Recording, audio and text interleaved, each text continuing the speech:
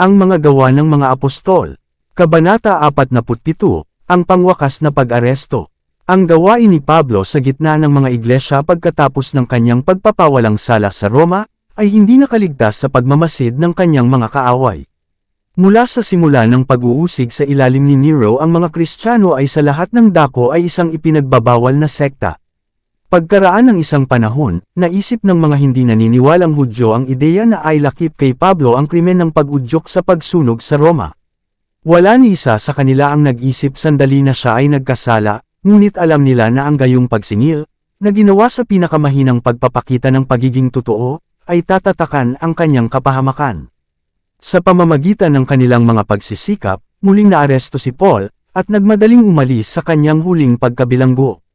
Sa kanyang ikalawang paglalakbay sa Roma, si Pablo ay sinamahan ng ilan sa kanyang mga dating kasama, ang iba ay tingtay na nagnanais na makibahagi sa kanyang kapalaran, ngunit tumanggi siyang pahintulutan silang ipahamak ang kanilang buhay. Ang pag-asa sa harap niya ay hindi gaanong kanais-nais kaysa sa panahon ng kanyang dating pagkakakulong. Ang pag-uusig sa ilalim ni Nero ay lubhang nabawasan ang bilang ng mga Kristiyano sa Roma.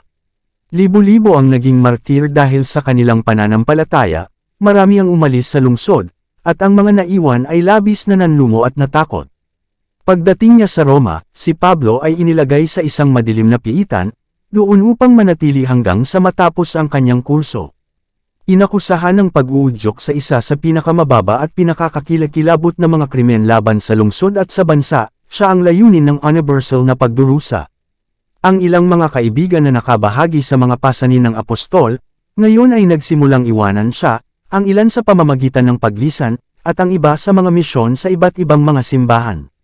Sina Phygellus at Hermogenes ang unang pumunta. Nang magkagayoy si Demas, na dismayado sa makakapal na ulap ng kahirapan at panganib, ay iniwan ang inuusig na apostol. Si Crescens ay ipinadala ni Pablo sa mga simbahan ng Galacia, si Tito sa Dalmatia, si Tychicus sa Efeso. Sa pagsulat kay Timoteo ng karanasang ito, sinabi ni Pablo, si Lucas lamang ang kasama ko. Ikalawang Timoteo Kapitulo 4 versikulo 11. Kailanman ay hindi kinailangan ng apostol ang mga ministeryo ng kanyang mga kapatid na gaya ngayon, nanghihina gaya ng kanyang edad, pagpapagal, at mga kahinaan, at nakakulong sa mamasa-masa, madilim na kulungan ng isang Romanong bilangguan. Ang mga paglilingkod ni Lucas, ang minamahal na disipulo at tapat na kaibigan, ay isang malaking kaliwan kay Paul at nagbigay daan sa kanya na makipag-usap sa kanyang mga kapatid at sa mundong wala. Sa pagsubok na panahong ito, ang puso ni Pablo ay pinasigla ng madalas na pagdalaw ni Onesiforo. Ginawa ng magiliw na taga-Efeso na ito ang lahat ng kanyang makakaya upang pagaanan ang pasanin ng pagkabilanggo ng apostol. Ang kanyang minamahal na guro ay nakagapos alang-alang sa katotohanan, samantalang siya mismo ay lumaya, at hindi niya ipinagkait ang kanyang sarili na gawin ang kapalaran ni Paul na mas mapagtiisan.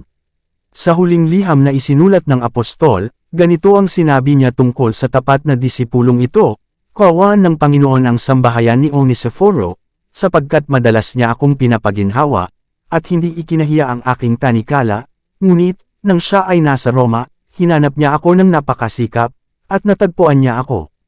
Ipagkaloob sa kanya ng Panginoon na makatagpo siya ng awan ng Panginoon sa araw na iyon." Ikalawang Timoteo Kapitulo 1 versikulo 16 hanggang 18. Ang pagnanais para sa pagmamahal at pakikiramay ay itinanam sa puso ng Diyos mismo. Si Kristo, sa oras ng kanyang pagdurusa sa Getsemani, ay nanabik sa pakikiramay ng kanyang mga disipulo. At si Paul, bagaman tila walang malasakit sa kahirapan at pagdurusa, ay nagnanais ng simpatiya at kasama. Ang pagdalaw ni Onesiforo, na nagpapatutuo sa kanyang katapatan sa panahon ng kalungkutan at paglisan, ay nagdulot ng kagalakan sa isang taong gumugol ng kanyang buhay sa paglilingkod para sa iba. Dito nagtatapos ang Kabanata 47.